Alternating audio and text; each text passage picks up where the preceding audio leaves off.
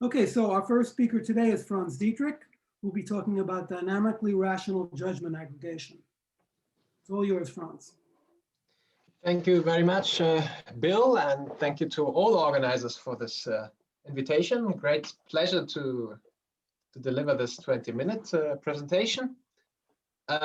Normally, when I do Zoom meetings, I turn off my camera so that you don't see me go so close to the screen, you know, with my eyesight problem.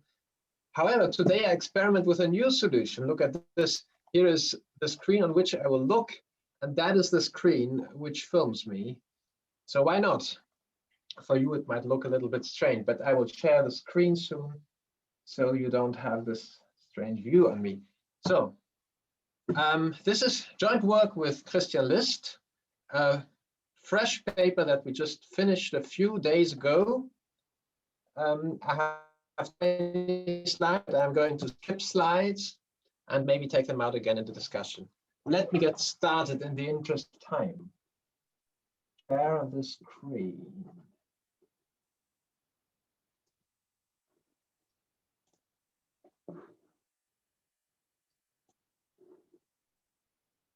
Okay, look.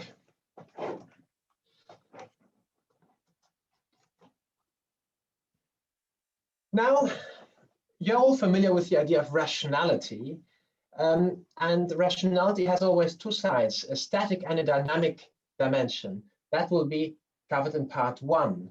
In part 2, I will show you that there is an impossibility theorem in judgment aggregation, which sets limits to the dynamic rationality of group judgments. And in part 3, I'm looking for an escape route to that impossibility in the form of premise-based revision and premise-based aggregation. Part 4 is probably not going to be covered for simple reasons of time. Now, rationality is around everywhere in choice theory and aggregation theory. The static element of rationality prescribes that at any point of time, the judgments or the preferences or whatever attributes we are interested in should cohere with one another at any point of time. That's static rationality, and it can take many forms. Preferences should be transitive or acyclic or complete. Probabilistic beliefs should obey the homomorphic axiom. Logical judgment should be logically consistent, perhaps deductively closed, and so on. On the other hand, there is dynamic rationality, which says that our attitudes, be they judgments, preferences, or whatever, should change coherently over time. So this is now a comparison between today's and tomorrow's attitudes. And again, there are many examples. If we look at beliefs, probabilistic beliefs, then Bayesianism is a theory, or conditionalization is a theory of how such beliefs should change rationally. Preferences, if they are expected utility preferences, should change by revising beliefs through Bayes' rule and not revising utilities at all. So, and AGM theory is one of different possible theories of how binary beliefs should evolve over time. Now, in aggregation theory, we are obviously interested in collective rationality. There is a lot of paradoxes and impossibility theorems about static collective rationality. Think of Arrow's theorem, think of the Arrow type theorem and judgment aggregation, or think of Mongin's theorem about aggregating expected utility preferences. All of these are theorems that show that how difficult it is to create statically rational group attitudes by aggregating perfectly statically rational individual attitudes. Now, you're all familiar with judgment aggregation and the classical discursive dilemma. That's a dilemma about static rationality of group judgments and the majority rule. Every individual holds consistent judgments at a given point of time, and the majority judgments at that point of time are logically inconsistent. Here's an example. Now, here is a dynamic version of such an example. Consider 2 points of time. The agenda is the same. We are dealing with the truth values of P, of if P then Q, and of Q. And initially, the individuals hold certain judgments, yes or no judgments on those 3 propositions, and we form the majority judgments, and they are perfectly fine, statically rational. By the way, the conditional in question is not the material conditional. So there is no discursive dilemma happening here. But now people learn that P is true, so they revise the binary judgments. They now all accept P, and individual 2, who used to accept, who accepts if P then Q, will also revise the judgment on Q. He will now also accept Q to stay logically consistent. Look at the new group judgments, again, formed by majority rule. A majority accepts P. A majority still rejects if P then Q. And now there's a majority for Q. So now let's compare the new collective judgments with the old ones.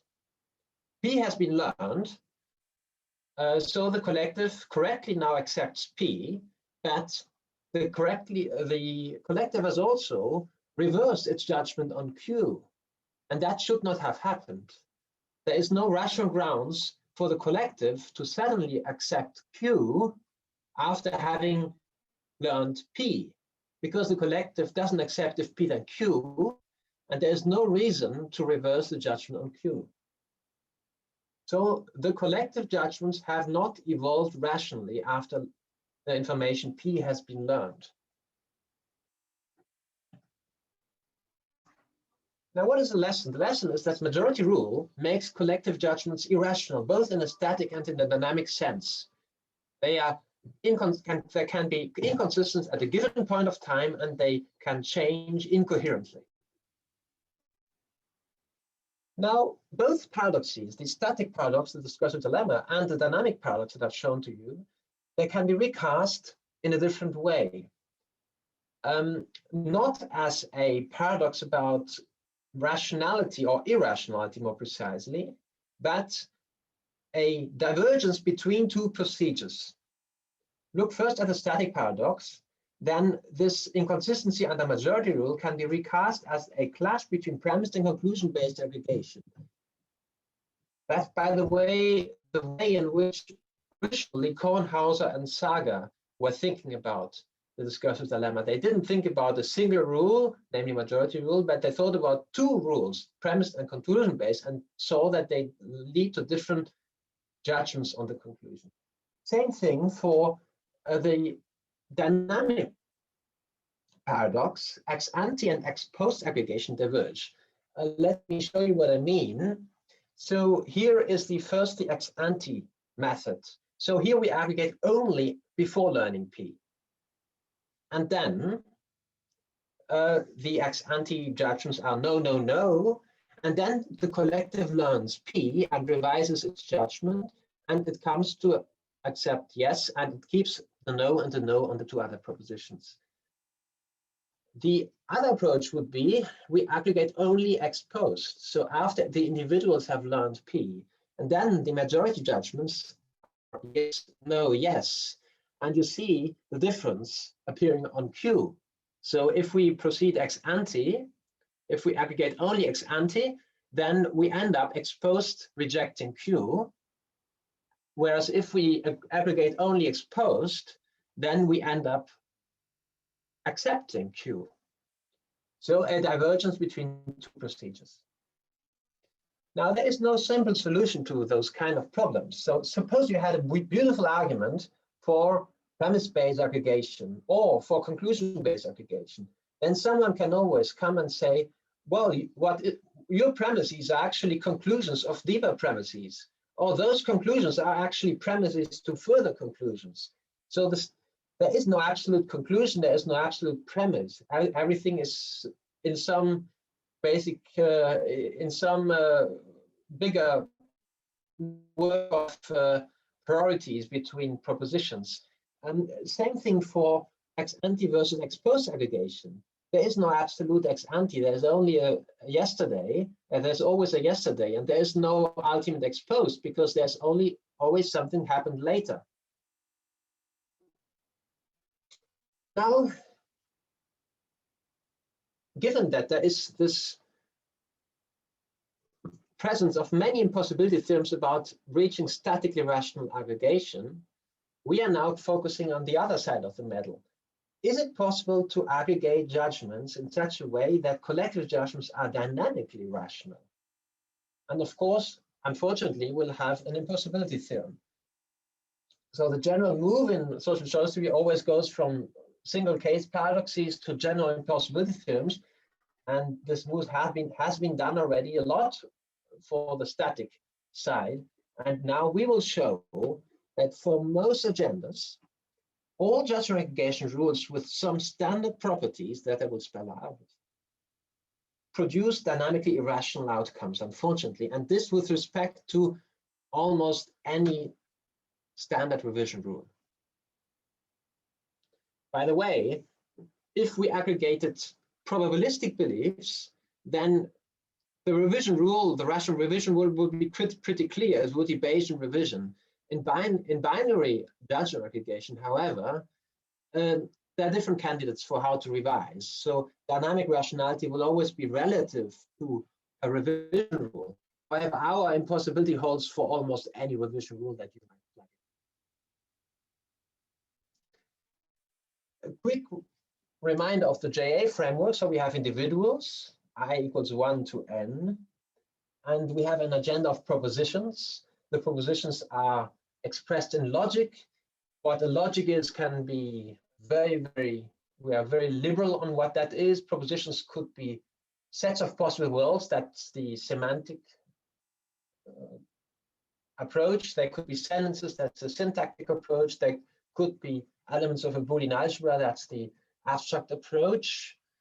And we need a formal definition of a logic, of course, because otherwise negation and inconsistency between propositions are just undefined.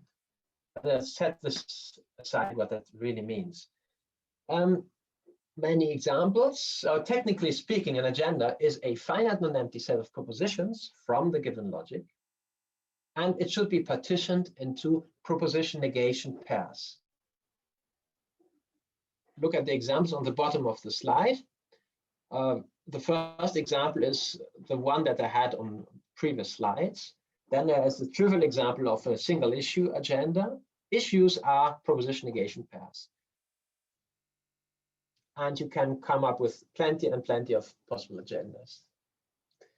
Judgments are captured by the judgment set. This is the subset of the agenda containing the propositions you accept. Completeness, consistency, and are defined as usual.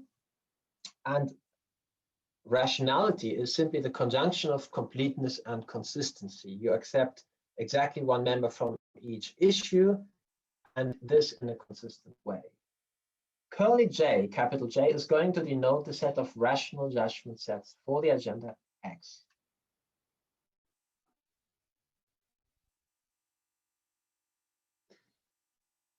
Aggregation rules are mappings that take as input a profile of individual judgment sets taken from some domain, often the universal domain, curly J to the power n, and it returns a collective judgment set.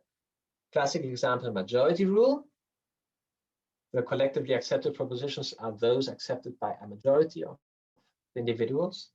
And a more general class of rules is uniform quota rules. So here there exists an acceptance threshold m that could be any integer, at least one, at most n, and the accepted propositions are the propositions accepted by at least m individuals.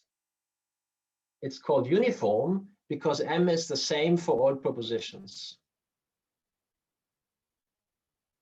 And of course, m could be the majority threshold, and this boils down to majority rule. Now, what is a logic? In very thin and general terms, it's simply a non-empty set, capital L, of things we call propositions. And this set should be endowed with a negation operator, simply an assignment of a negated proposition to each proposition, and a well-behaved consistency notion, consistency notion is simply a specification of which subsets of L are consistent and which are inconsistent, and it should be well behaved in the sense, for instance, that subsets of consistent sets are consistent. And these well-behavedness assumptions are general enough to capture many logics, but it doesn't capture non-monotonic logics, for instance. Now you can think very much more concretely about propositions, I offer you three options. You can go semantic and say the logic is all subsets of a given set omega of possible worlds. A negation is then complementation, and the set is consistent if the intersection of those propositions is non-empty. That means in at least one world, all propositions are true. You can go syntactic. L is then the set of sentences of a formal language with a negation operator, obviously, and a well-defined, well-behaved consistency notion. You can go algebraic. L is a Boolean algebra, and this induces a negation operator and a consistency notion. Excuse me, Franz, 5 minutes. 5 minutes. So, revision is an operator that takes two things as input, an initial judgment set and a learned proposition, and it returns a new judgment set. Successful means you accept what you have learned, and conservative means if you learn something you know already, you don't change your judgment set. And revision preserves rationality if whenever your initial judgment set is rational, so is your new judgment set after learning a non-contradictory proposition. Now, the central axiom is dynamic rationality.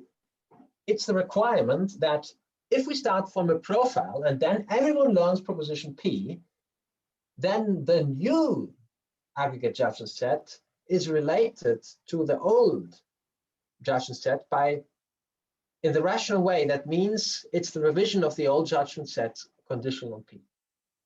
So technically speaking, revision and aggregation commute. And this is obviously a requirement, an axiom that is relative to a given revision operator. Now, here is the first version of the impossibility theorem. If the agenda is non-simple, that means its interconnections are not trivial. There is at least one minimal inconsistent subset of size at least 3.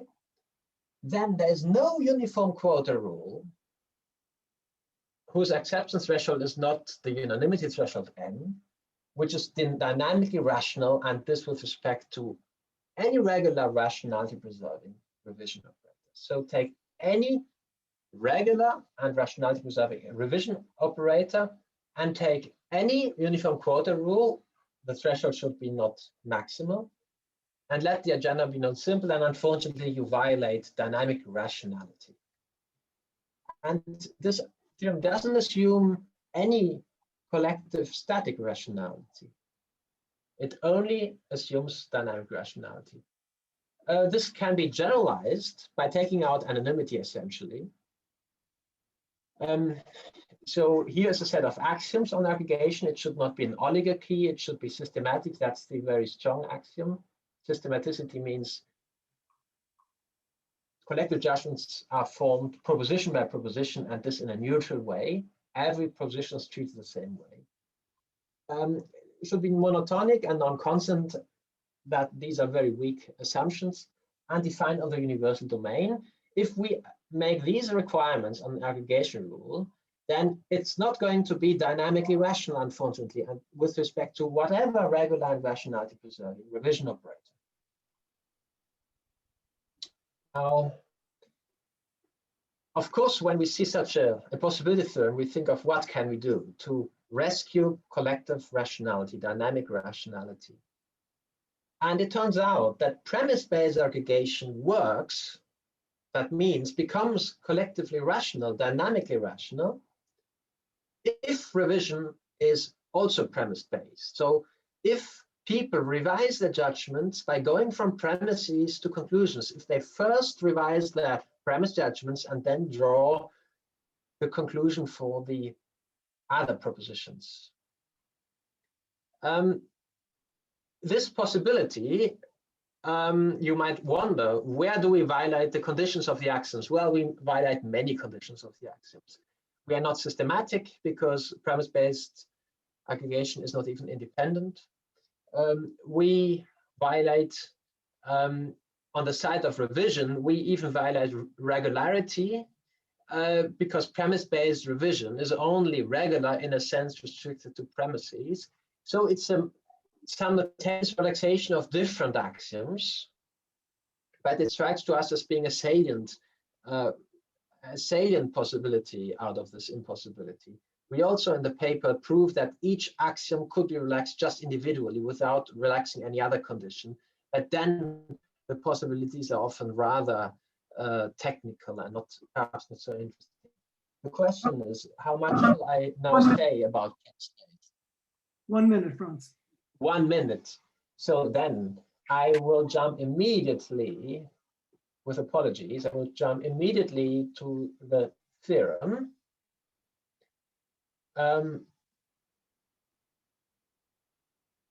Well, let me just say that premise-based aggregation and premise-based revision are in this paper defined in a very, very general way.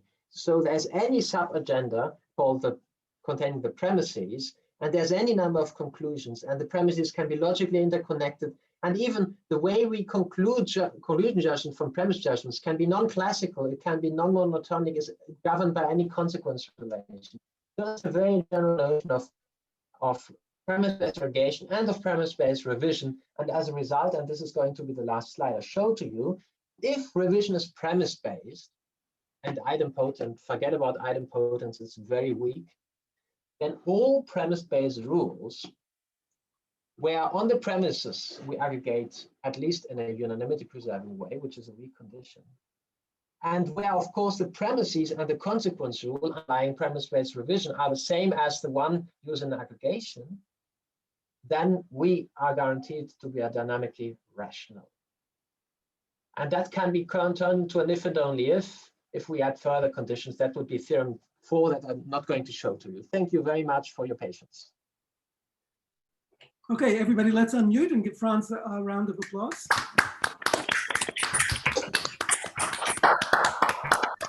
Thank you very much. You already have a couple of questions in the chat, and the first is from Klaus. Klaus, do you want to unmute and ask your question? Yeah, I unmuted. Can you hear me? Yep. Yes, I can. Hello, Klaus. Hello, Franz. Thanks for a provocative talk. Let me, because we have so little time, let me phrase my question very kind of sharply. Namely, why would a group want to be dynamically rational? And let me flesh it out a little bit. Why, in this setting, why wouldn't or one way for the group could think about its aggregation problem in, let's say, in the second stage, could be to say, okay, we are looking at we take the group members as experts. We are now in the second stage, we have better informed experts than in the first stage, where in the first stage we came up with some opinion on the worse informed experts. So now we throw it away and just use the better informed experts. So we just do static aggregation at day 2. So what you are essentially proposing is that we do ex ante aggregation. Notice that. No, I'm exposing exposed aggregation. Exposed, yeah, excuse me. I wanted to say exposed. Okay. That's of course a proposal. Notice though that groups have a life over time, and they have to do plans, and group judgments evolve, and we don't even know what will be learned and when is the best moment to aggregate. I think your proposal might work in a one-shot or short-lived interaction maybe, but in the long run, think of a democracy, how it evolves. You cannot say, well, it's after 5 years or 27 years of Angela Merkel that we will aggregate again and see what the experts on COVID say. We have to ask the experts today and tomorrow again and the day after tomorrow. And we are faced as a society in a dynamic choice problem. And at each point of time, we need to draw on the group agent, who's an agent in that game, basically, on the decision problem, has to make decisions today and tomorrow and the day after tomorrow, always drawing on its current judgment. So the group cannot afford not having any judgment today and waiting until tomorrow. Does that make sense? One could, but I would, okay, but that partly one could say that isn't that the general problem of planning, that you have to plan in settings when you anticipate there will be future information, but you don't know what it is. So that is a problem. That's a real problem. It's difficult to think about. I think that goes beyond group rationality per se. I think we would need to, I mean, would be great to discuss more, but I think there are some other questions, so I don't want to push it too much. There's Ula had a question in the chat, and I think Ilan raised his hands. So Ula? Yeah, so sounds very interesting. I didn't follow all the technical details, but I appreciated this picture with the commuting diagram about aggregation and revision commuting. And I expected that you will show us some negative results, and to some extent you did. And my question is, if we want this very advanced thing to work, don't we have to restrict attention to agendas, to decision problems where we at least know that aggregation works fine? So maybe, for example, an agenda with the median property, so that we know that the majority rule is well behaved, and we should, in those cases, maybe we can hope the revision to work as well. Or do you really want to understand this at the general level, and then probably get lots of very negative results?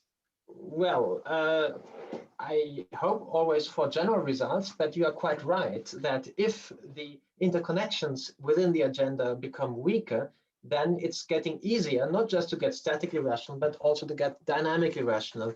And indeed, the non-duplicity condition assumption on the agenda in the theorem, it's a minimal assumption. That means if the agenda becomes simple, then the impossibility disappears. We have in the paper construct a revision rule for a simple agenda where the interconnections are always just binary between two propositions. And there, majority rule, actually, if I remember well the paper, is dynamically rational with respect to that revision rule. Of course, one can ask plenty of other questions, such as what happens if individuals revise according to different revision operators? Then this opens another set of boxes, because what is then the right collective revision operator? But you're right, for the sake of finding possibilities, it might be good to restrict attention to quite elementary agendas, such as simple agendas, or get rid of systematicity. I mean, premise-based aggregation is a way of being non-systematic. But unfortunately, it's not at all the case. I mean, that once you drop independence or systematicity, there's plenty of possibilities. So static rationality becomes pretty easy to if we allow ourselves to be non-independent in our aggregation. But for dynamic rationality, it's very, very narrow what you can do, even after dropping independence. Ilan, do you want to unmute and ask your question? Yeah, so technically your theorem says that one cannot find an aggregating operator and revision operator such that it will commute. But would it be that we could find two revision operators, one for the society and one for the individuals, such that, for instance, for the doctrinal paradox agenda, one could say that all individuals learning P is like the community, if we want to look at it as a rational individual learning something else in some other meaning, of course. So somehow maybe there is a way to define what is learning of the community using this diagram. It's interesting to disconnect the collective learning revision rule from the individual revision rule. I haven't thought about that issue. of course, I can already smell difficulties. Imagine we want to respect unanimities at any point of time, so ex post and ex ante. Suppose initially there is a unanimity, everyone holds the same judgment set, so by unanimity preservation, that's the collective judgment set. Now everyone learns something because individuals use the same revision rule. They arrive at the new unanimous posterior judgment set. Now, the collective still applies unanimity preservation, so the new collective judgment set is the new unanimous individual judgment set.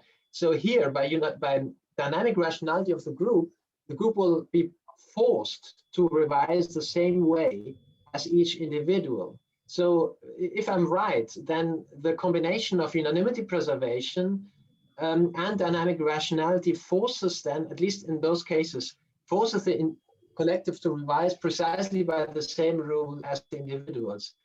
But I don't want to brush away your line of thought because it's interesting. I won't have to think more about that. Thank you very much.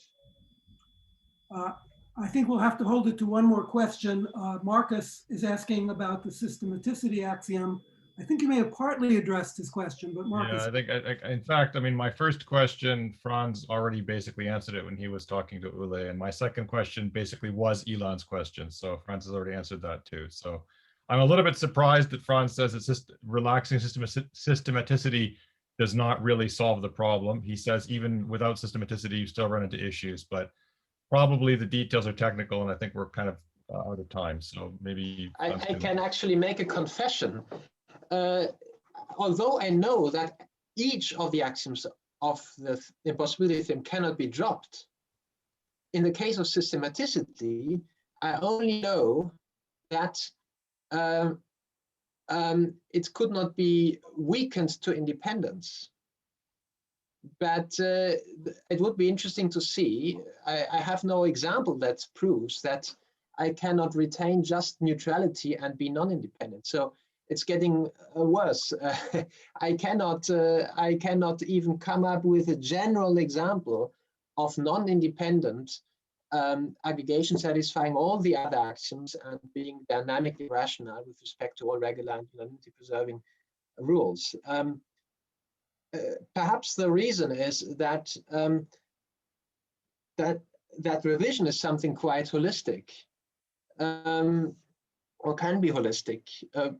Rationality preservation is a condition that forces you to revise in a way that looks around. You have to preserve rationality, and so you have to be very.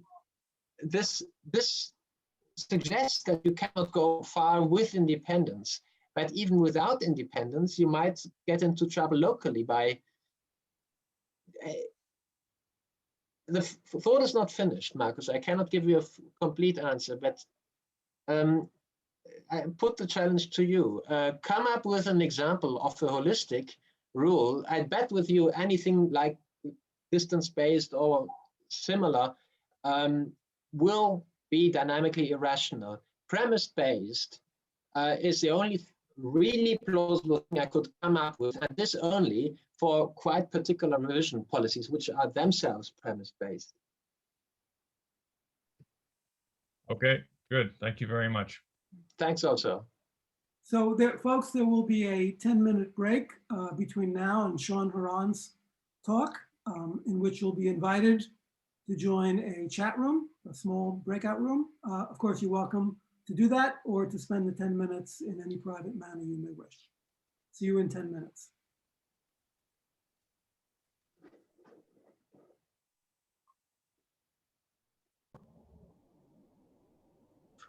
Okay, welcome back, everyone. Our second speaker today is Sean Horan. He'll speak on two-stage majoritarian choice. Take it away, Sean. All right, I'm going to share my screen here. Okay. Share.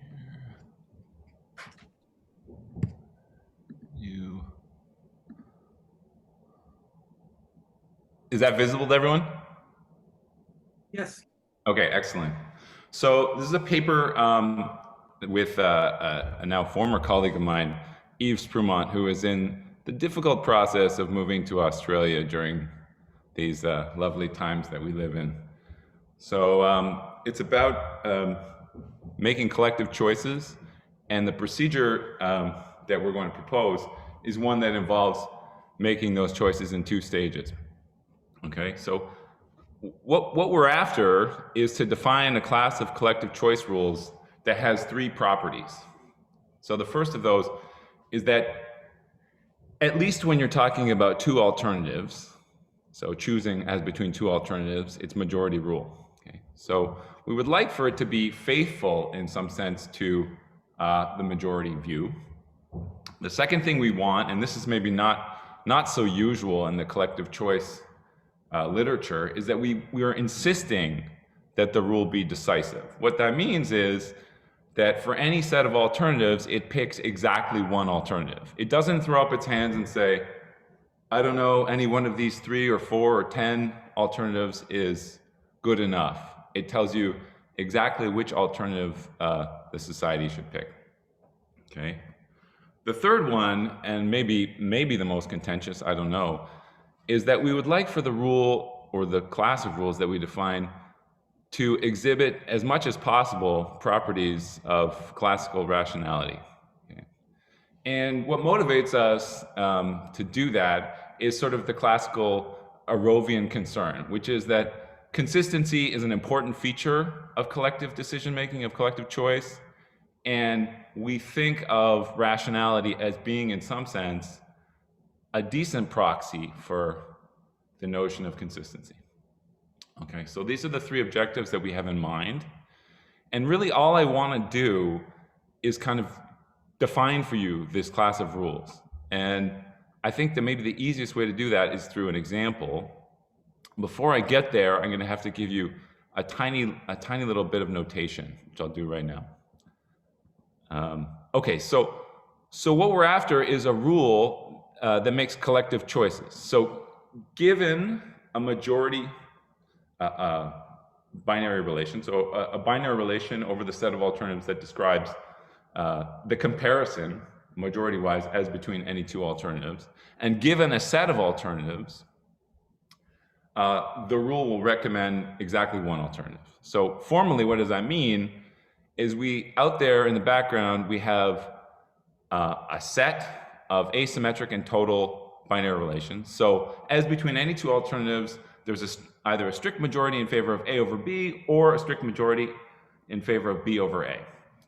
And the sets of alternatives over which we're going to be choosing are subsets of some finite set X. Okay? And so the kinds of rules that we're interested in say, give me a majority relation, give me a set of alternatives, let's pick one of the alternatives. So that's the kind of rules that we're interested in. We call them choice rules. Okay. So now I just want to kind of define the kinds of rules that we're after.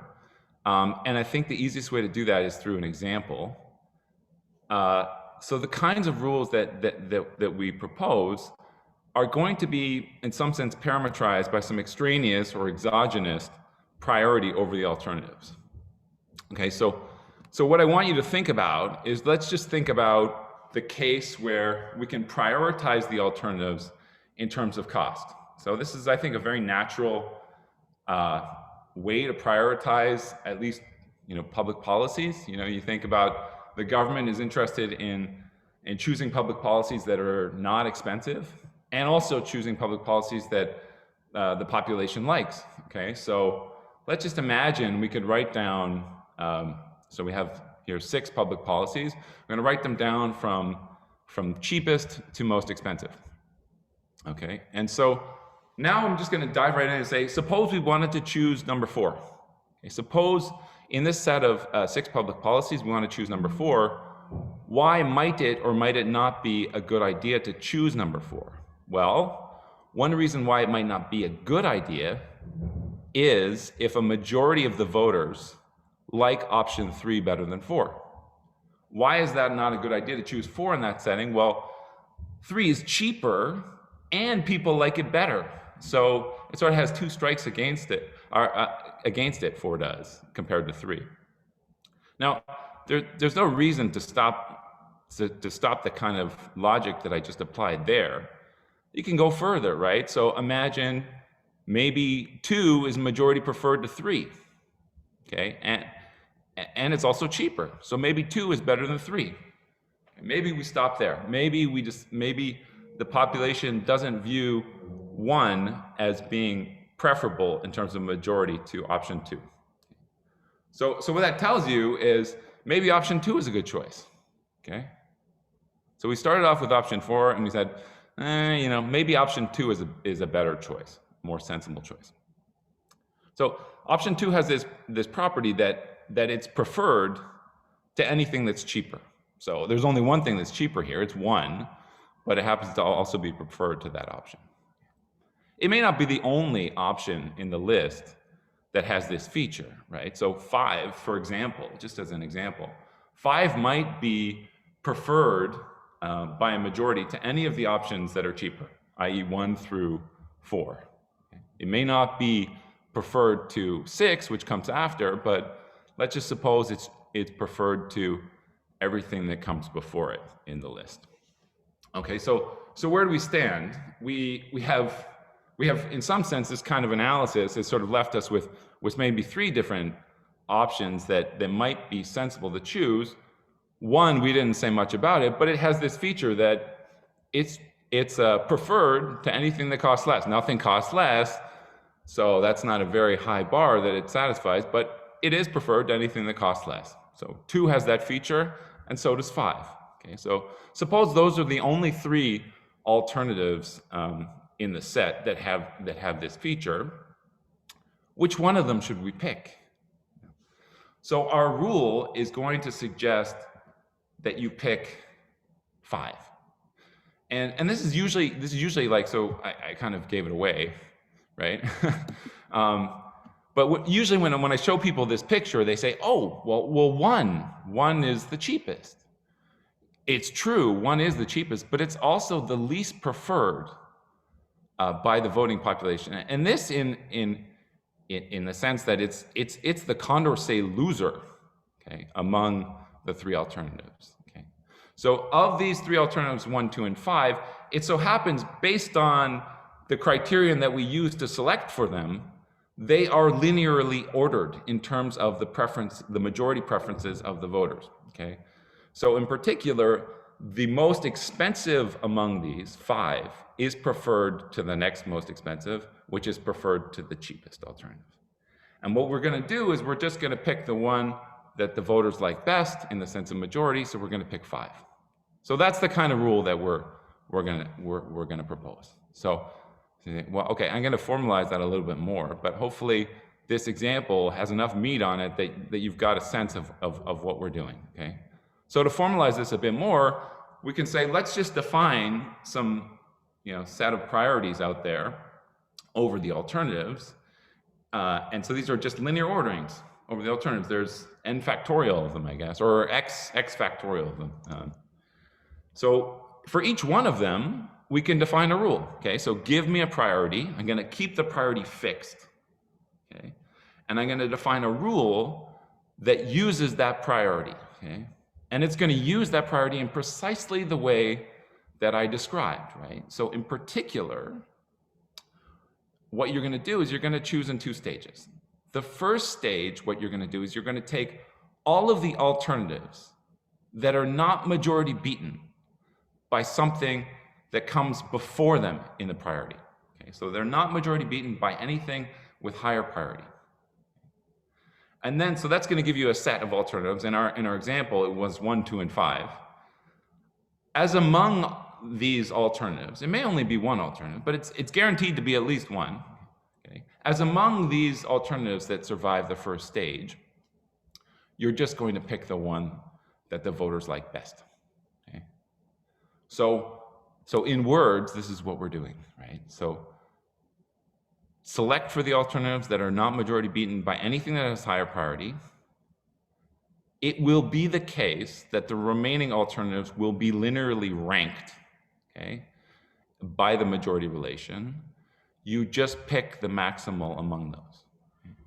The way that I've written the rule down there is, here's something you might have noticed. The way I've written the rule down there is I'm maximizing with respect to the intersection of two binary relations, and then I'm maximizing with respect to the set difference. Okay. So all those things that are in T but not in P. Okay.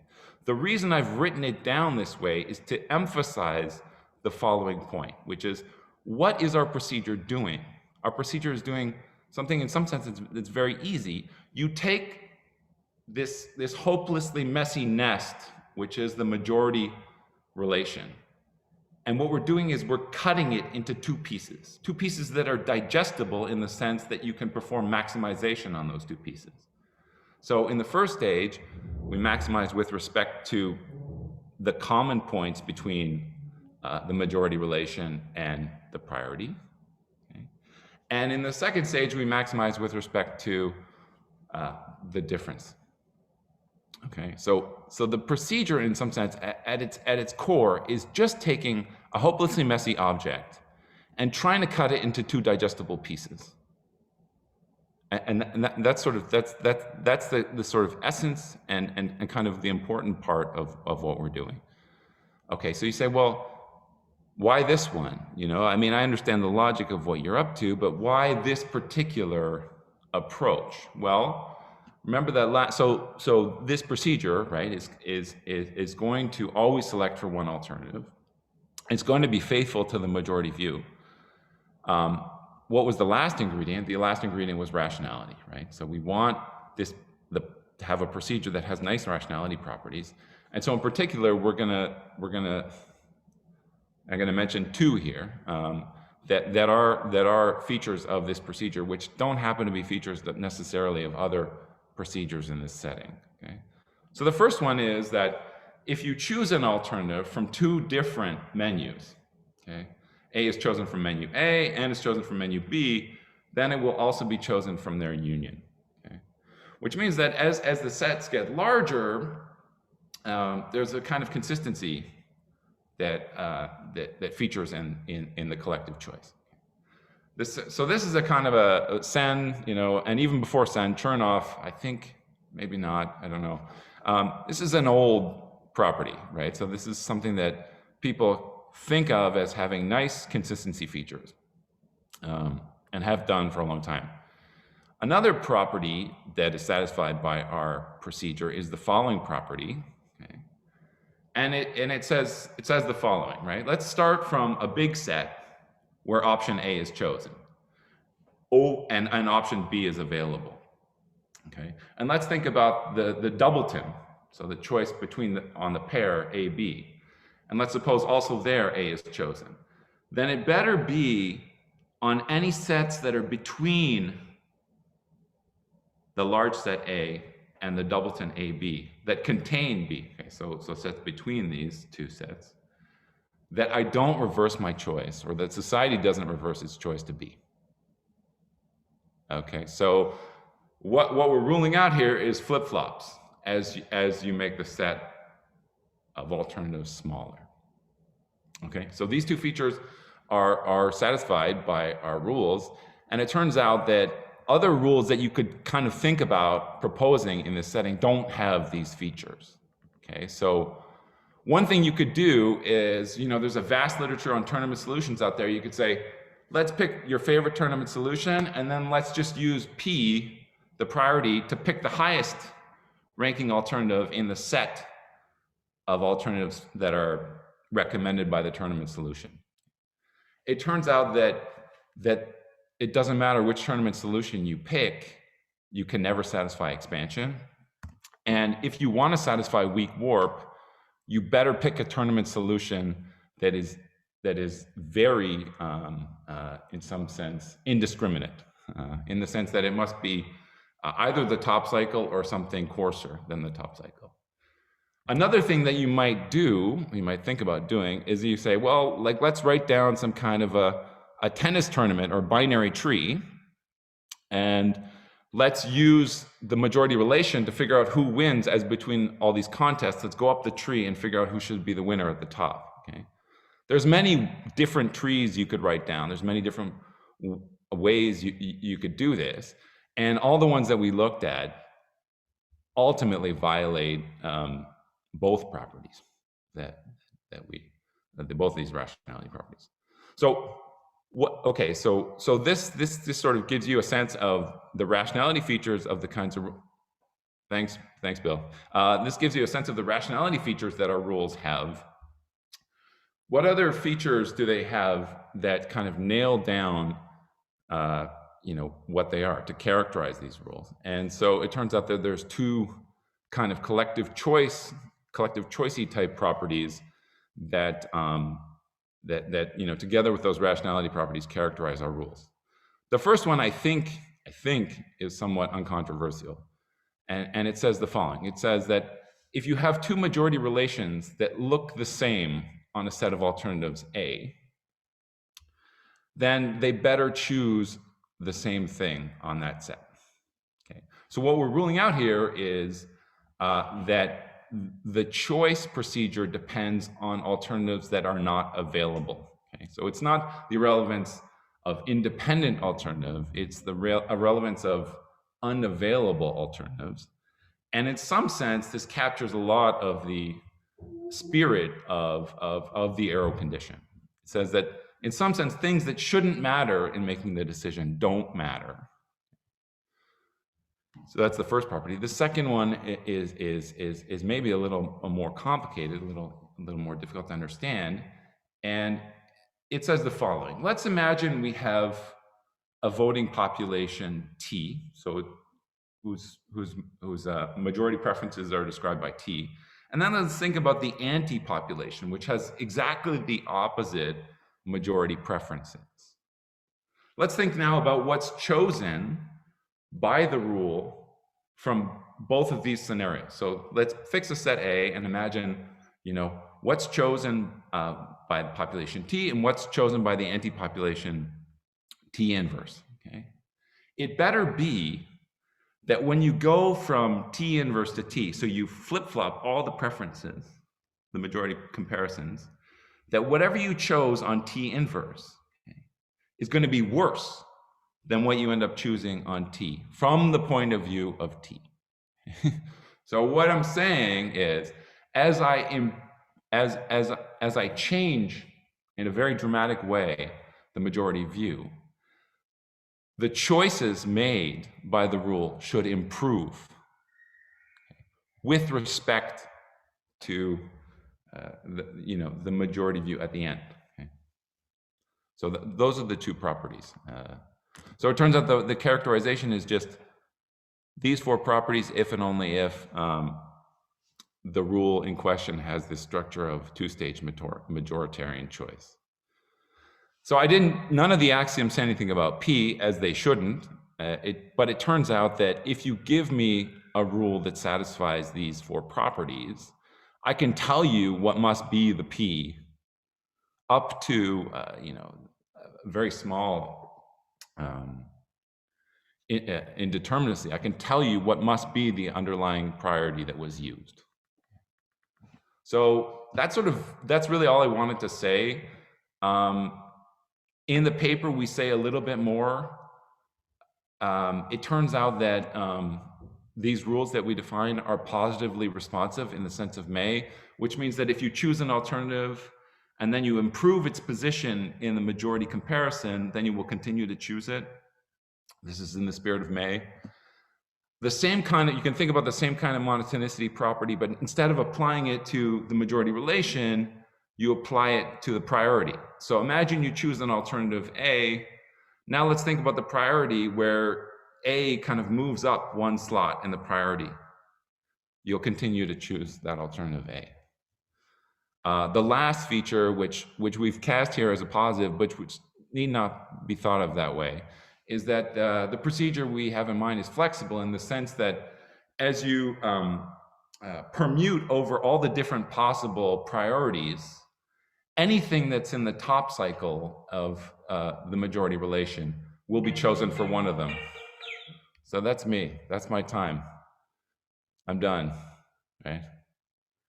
All right. I mean, I have. You could ask, just as a final thought, you could ask, well, where does this priority come from? The theory is silent about it.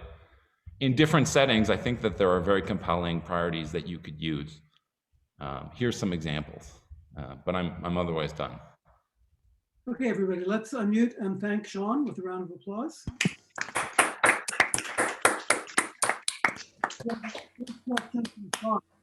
Franz, you want to unmute and ask your question? You talk to me. Yes. Yeah, thank you very much. Thanks for a nice talk. Your rule is obviously based very much on a priority order. And that's interesting, of course. But here is a question. If you interpret the initial relation, this total and asymmetric relation as a majority outcome, which you do, then the question is whether the individuals in their judgments, in their preferences that they submitted that make up that majority, whether people already accounted for those priorities or not. Suppose the priorities indeed represent how costly the different alternatives are. And I vote, for instance, I have a preference order, A is better than B is better than C. Is it better for me taking into account that A is the cheapest, B is more expensive, C is even less expensive, more expensive? Or is it a pre-priority kind of judgment?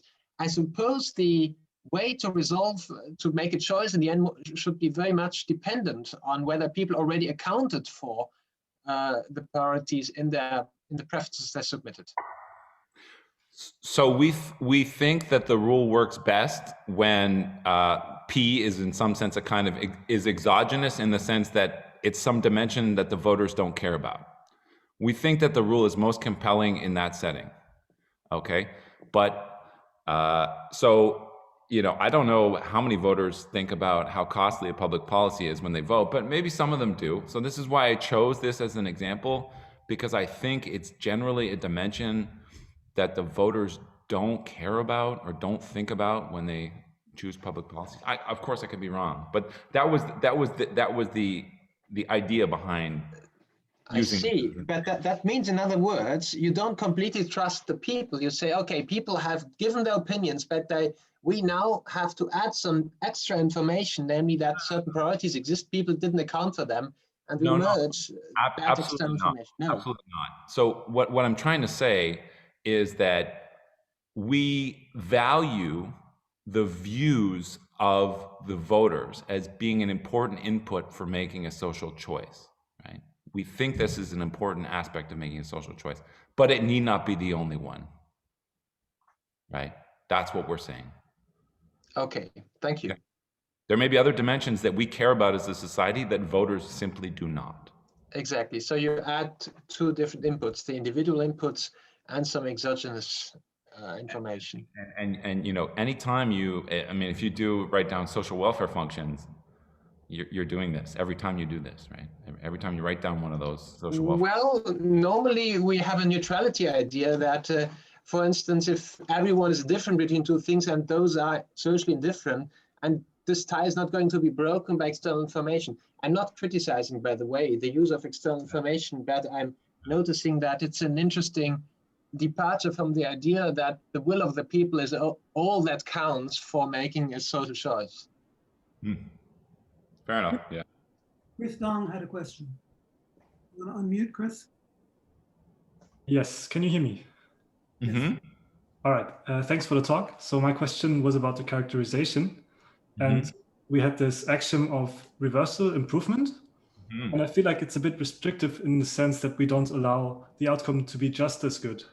Right. So it's a good question. In the paper, we consider that option. It turns out we don't have a characterization of this broader class where I replace T with T or equals, because that's what you're saying, right? T or equals. We don't have a characterization of that class, but within that class live a lot of rules that look very much like the kinds of rules like the two-stage ones. Right. But there are other rules that live, that we think there are other rules that live in this universe as well. Okay, thanks. It's an excellent question. Let's see, Vincent, you have a question. Yeah, a very nice talk, Sean. If I'm right, you're making a characterization from the tournament relation directly. Am I right? So of course, the next question is, can I get the same axiomatic result from the set of profiles of preference profile? Would there be a way to do that?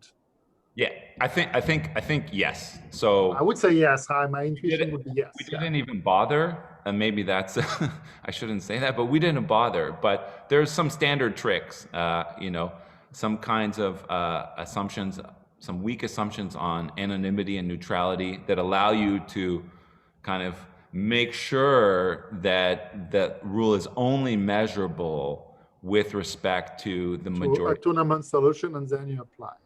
Yeah, I agree. Something like that. So there's that. I mean, that's like there's a lot of work on that front from the 70s.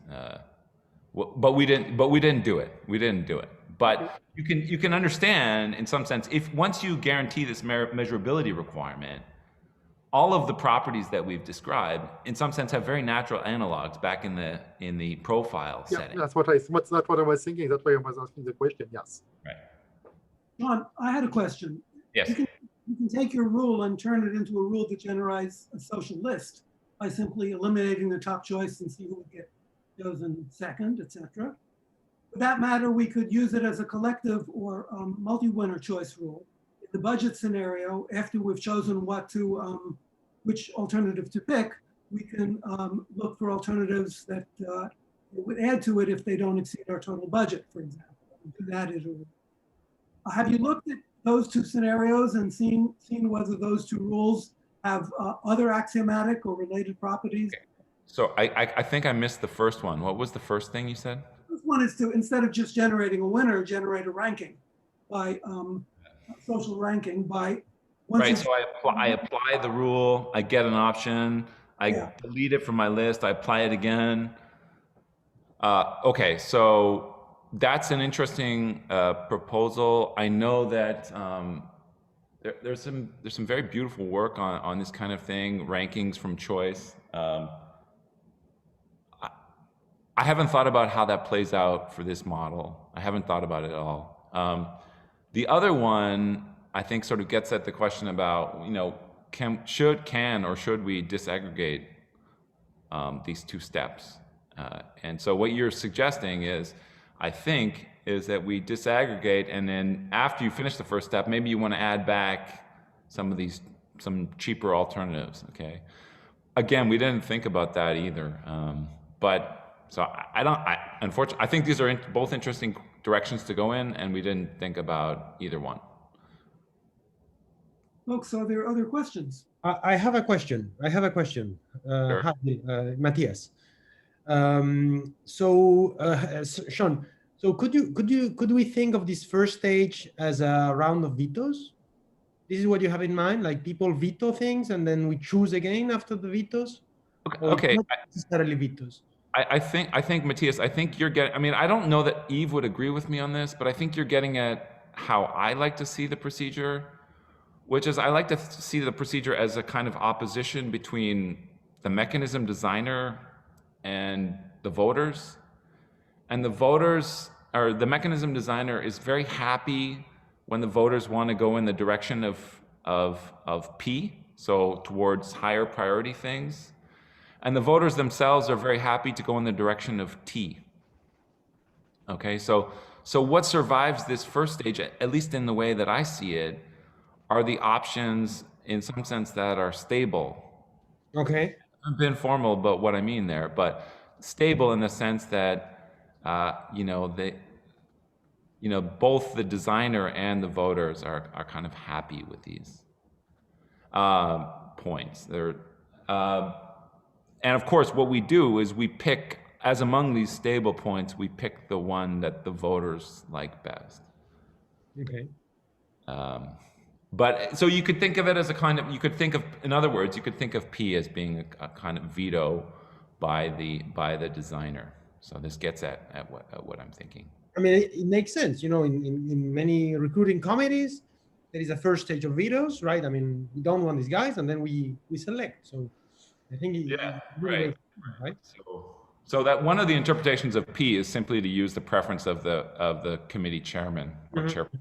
chair or whatever. Yeah. Okay. Okay. Thanks. I think we have time for perhaps one more question. If there is another question. Franz, you had a second question? Yes, if I may. So you interpret obviously the relation that you start with as the outcome of majority voting, and then you face Vincent Malin's question, why didn't you start immediately from the profile of preference relations? Might another interpretation be that the relation is your own preference relation? You are the decision maker, and you don't suffer from the usual problem of incompleteness.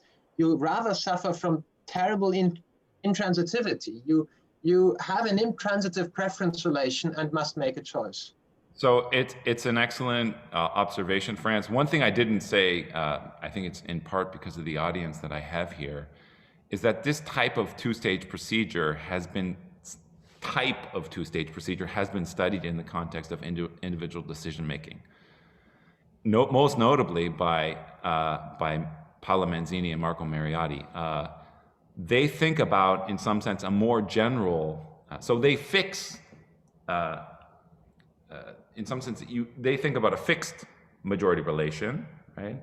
And they think about a more general procedure where the first stage and the second stage of decision-making need not be, well, so the first one has to be, but need not be acyclic. So in particular, the second stage of the decision-making in their model need not be acyclic.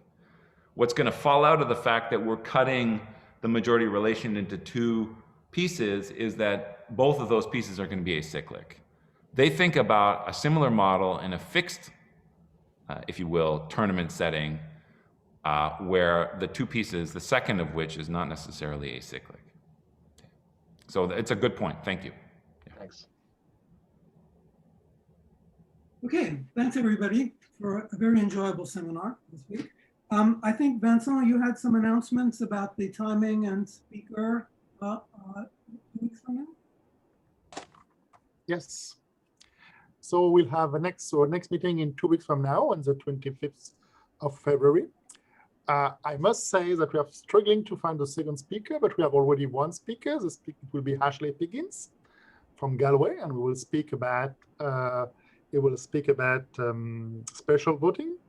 And we're still waiting some answers for the second speaker. Otherwise, so I hope we'll have soon the name of the second speaker, or otherwise maybe it will be a surprise speaker.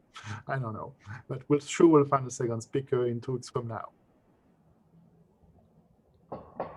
Okay, are there any other announcements?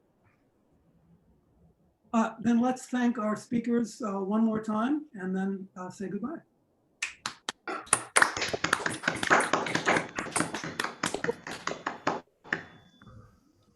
Bye, everyone. Bye.